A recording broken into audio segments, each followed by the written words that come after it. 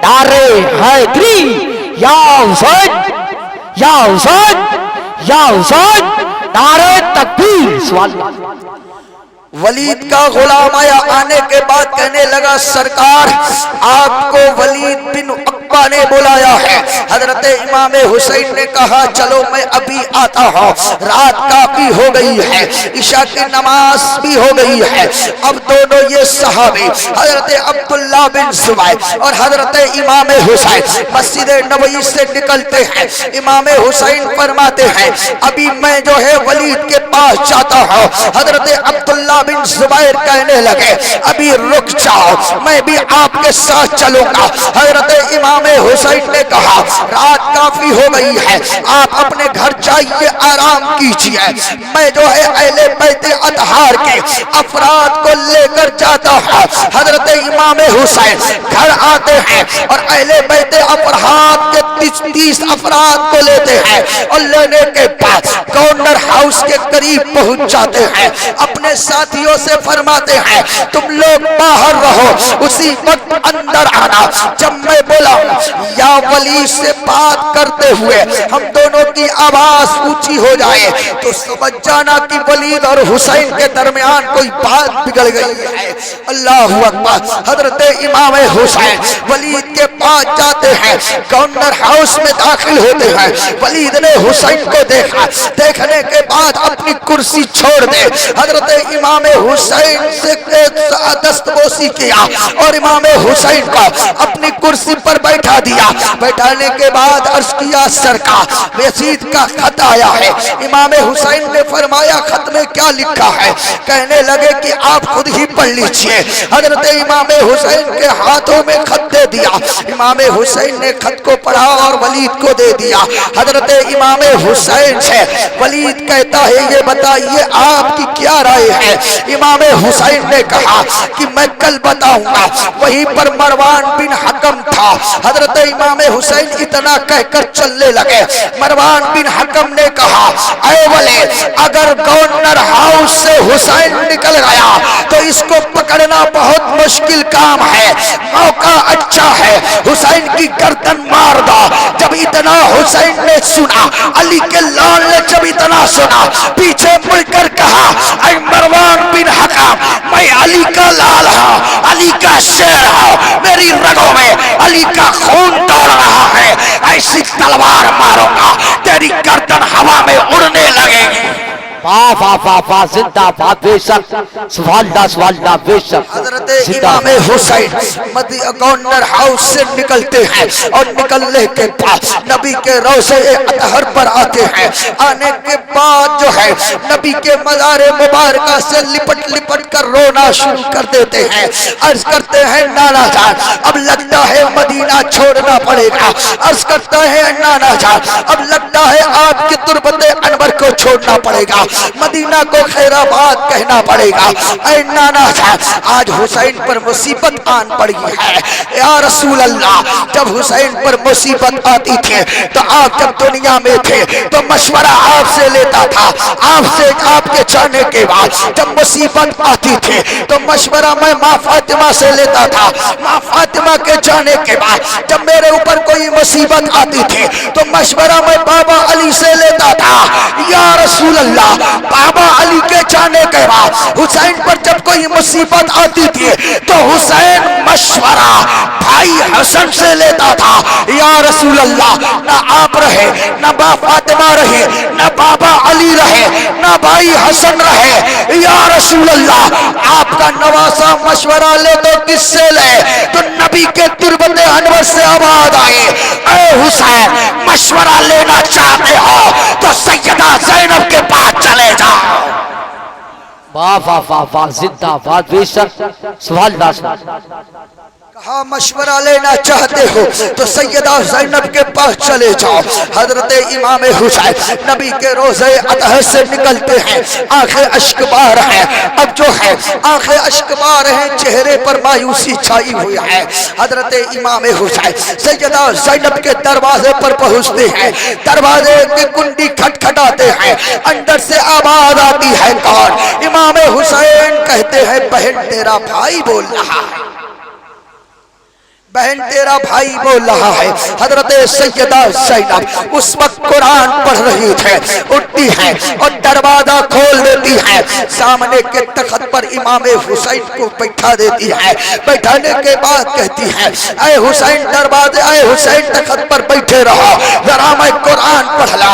حضرت امام حسین تخت پر بیٹھ کر رو رہے ہیں, کبھی سیدہ زینب کو دیکھ رہے ہیں, کبھی قرآن کو دیکھ رہے ہیں, کبھی سیدہ زینب کو دیکھ رہے ہیں, کبھی قرآن کو دیکھ رہے ہیں. سیدہ زینب حسین کے چہرے کو دیکھتی ہے اور دیکھنے کے بعد فرماتی ہے اے حسین رو کیوں رہے ہو؟ حضرت امام حسین نے کہا بہن تو قرآن پڑھ رہی ہے, ماں فاطمہ کی یاد آ رہی ہے. بے شک سبحان اللہ, زندہ باد. کہا تو قرآن پڑھ رہی ہے, ماں فاطمہ کی یاد آ رہی ہے. حضرت امام حسین نے کہا اے بہن آج تیرے بھائی کے اوپر مصیبت آن پڑی ہے. کہنے لگی سیدہ زینب مصیبت کیسی ہے؟ حضرت امام حسین کہتے ہیں بہن, اے امام حسین کہتے اے بہن نانا جان کے دین کو یزیدیت کی بیماری لگ گئی ہے, نانا جان کے دین کو اب خون کی ضرورت ہے. بولو میں چل کے سبحان اللہ. کہنے لگے نانا جان کے دین کو اب خون کی ضرورت ہے. سیدہ زینب کہتی ہے نانا کے دین کو اگر خون کی ضرورت ہے, حج کا مہینہ قریب آ رہا ہے, مکہ چلے جاؤ, حاجیوں سے تھوڑا تھوڑا خون لے لینا, نبی کے دین کو دے دینا. حسین نے کہا بہن نبی کے دین کو حاجیوں کی خون کی ضرورت نہیں ہے. بے شک زندہ باد, سوال دا بے شک. کہنے لگی بھائی پھر خون کس کا چاہیے, پھر خون کس کا چاہیے؟ حضرت امام حسین کہنے لگے بہن نانا کے دین کو خون, نانا کے دین کو جو ہے امام قاسم کا خون چاہیے, نانا کے دین کو علی اکبر کا خون چاہیے, نانا کے دین کو اونو محمد کا خون چاہیے, نانا کے دین کو عباس علمبردار کا بازو چاہیے, نانا کے دین کو قاسم کی جوانی چاہیے, نانا کے دین کو علی اکبر کا شباب چاہیے. حضرت سیدہ زینب فرماتی ہے بھائی ماں فاطمہ کے چادر کا واسطہ خاندان لٹا دو, نبی کا دین بچا لو. اللہ اکبر, کھڑوں کو نعرہ لگائیے سبحان اللہ, بے شک سبحان اللہ. لگاؤ کھڑوں کے فرما کرو نعرہ تکبیر, نعرہ رسالت, نعرہ حیدری, نعرہ حیدری, فیضان امام حسین, ذکر شہید اعظم, ذکر شہید اعظم, شہدان کربلا, شہدان کربلا, مسلکی اعلی حضرت, مسلکی اعلی حضرت, فیضان حضور تاج سریا, وسطی وسطی کریا کریا, وسطی وسطی کریا کریا.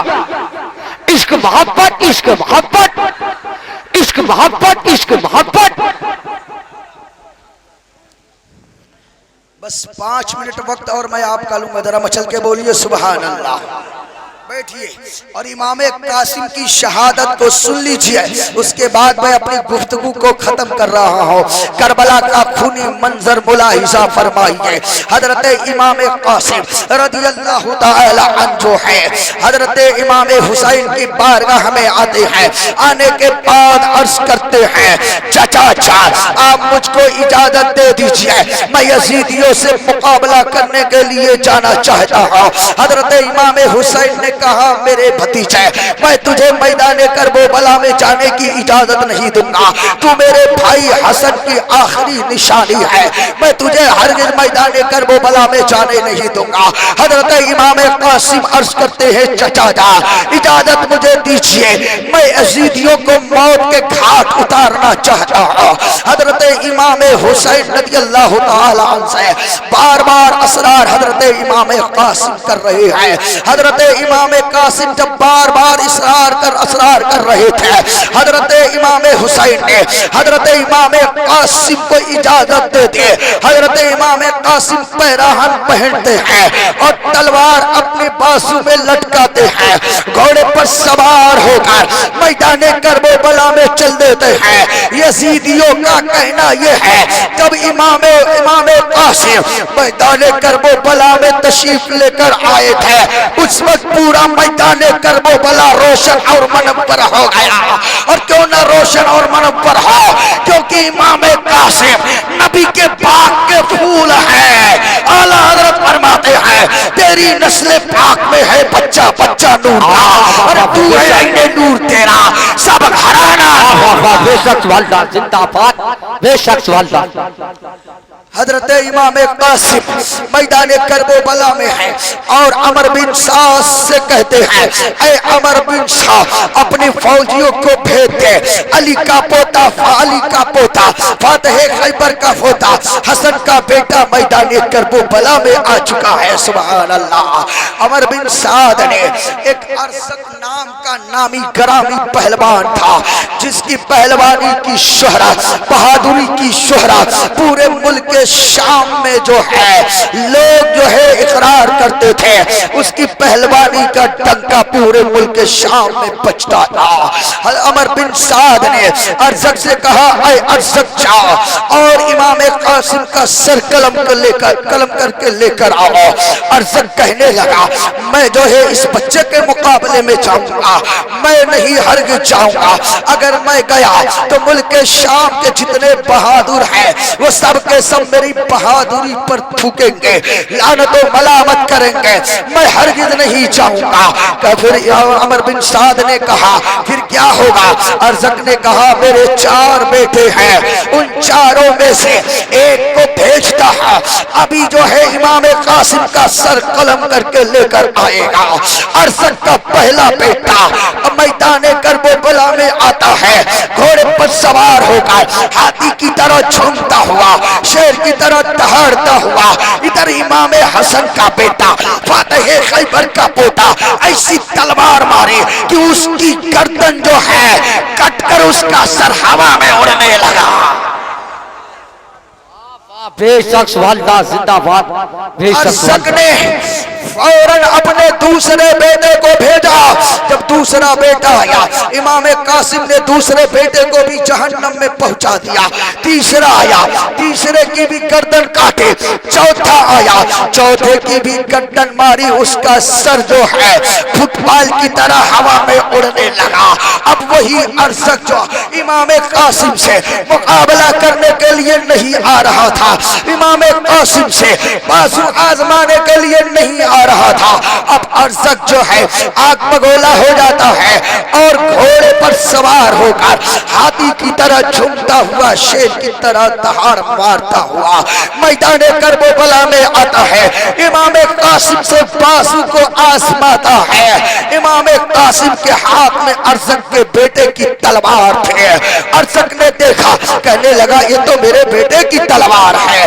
امام قاسم کہنے لگے ہاں تیرا بیٹا جہنم میں گیا، وہ تلوار مجھے دے کر گیا، کہا میرے ساتھ میرے باپ کو بھی جہنم میں بھیج دو۔ بے شک والدہ۔ حضرت امام قاسم نے کہا اے ناتھا تو مقابلہ کرنے کے لیے آ گیا، بازو آزمانے کے لیے آ گیا، امام قاسم سے جو ہے مقابلہ کرنے کے لیے آ گیا، تجھے نہیں معلوم ہے میں حسن کا بیٹا فاتح خیبر کا پوتا ہوں، میری رگوں میں فاطمہ کے دودھ کا خون دوڑ رہا ہے۔ حضرت امام قاسم نے کہا اے نادار تو مقابلہ کرنے کے لیے آیا ہے، ابھی تو تجھے گھوڑے کی سن بھی کسنی نہیں آ رہی ہے۔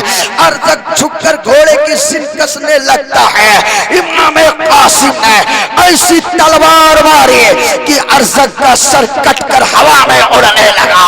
حضرت امام قاسم اپنے گھوڑے کو موڑتے ہیں، خیمہ حسینی کی طرف چل دیتے ہیں اور کہتے ہیں اے چچا چچا اگر پانی کا ایک قطرہ مل جائے تو میں یزیدیوں کو گاجر اور مولی کی طرح کاٹ دوں گا۔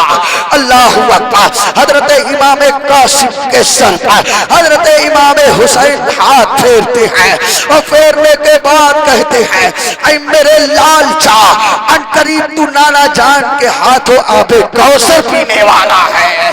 اللہ اکبر۔ حضرت امام قاسم رضی اللہ تعالی عنہ اپنی گھوڑے کو میدان کربلا کی طرف موڑ دیتے ہیں۔ پھر جو ہے حضرت امام قاسم عمر بن سعد کو مخاطب کرتے ہیں، فرماتے اے عمر بن سعد اپنے فوجیوں کو بھیج دے۔ عمر بن سعد کہا اے یزیدیوں سنو، اگر تم جو ہے ایک ایک کر کے علی کے پوتے سے مقابلہ کرو گے تو تمہاری عورتیں بیوہ ہو جائیں گی، تمہارے بچے یتیم ہو جائیں گے۔ اگر تم چاہتے ہو علی کے پوتے کو زیر کرنا تو ایک بار کی حملہ کر دو۔ عمر بن سعد نے حکم دیا، اب تمام یزیدی فوج جو ہے ایک بار کی امام قاسم پر حملہ کر دیا۔ تلواریں پر تلواریں چلنے لگے، نیزے آپس میں ٹکرانے لگے، تیروں پر تیروں کی بارش ہونے لگے۔ حضرت امام قاسم کے سینے میں ایک تیر آ کر پیوست ہو جاتی ہے۔ اللہ اکبر۔ جب وہ تیر پیوست ہوتی ہے امام قاسم گھوڑے کی سٹ سے فرش زمین پر گر جاتے ہیں۔ عمر بن سعد نے کہا اے یزیدیوں دیکھ کیا رہے ہو، موقع اچھا ہے، امام قاسم کے جسم پر گھوڑے دوڑا دو۔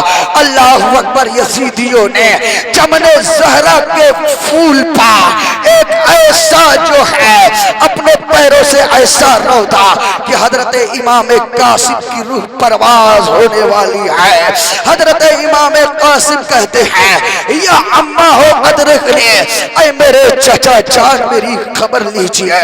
خیمہ حسینی سے امام حسین آتے ہیں، امام قاسم کے سر کا اپنی ران پر رکھتے ہیں اور رکھنے کے بعد دھول اور مٹی صاف کرتے ہیں۔ حضرت امام قاسم عرض کرتے ہیں چچا جان سامنے نانا جان اپنے ہاتھوں میں آب کوثر لیے کھڑے ہیں۔ اتنا کہنا تھا جان کب سے ان سری سے پرواز کر گئے۔ انا للہ و انا راجعون۔ بے شک سبحان اللہ، بے شک ماشاء اس اللہ۔ طریقے سے اہل بیت اطہار نے اپنی جان کی قربانی دے کر اپنے نانا کے دین کو بچایا ہے۔ حضرات وہ دین آج ہم تک پہنچ گیا ہے، اس دین کی حفاظت ہم کریں اور نبی کی غلامی کا پکا ثبوت پیش کریں۔ جب نماز کا وقت ہو تو مسجد میں نماز کے لیے چل دیں اور اپنی پیشانی کو سجدوں سے سجا لے۔ اللہ تعالی ہم سب کو شریعت مطہرہ پر قائم عطا فرمائے۔ آمین ثم آمین۔ الحمدللہ رب العالمین۔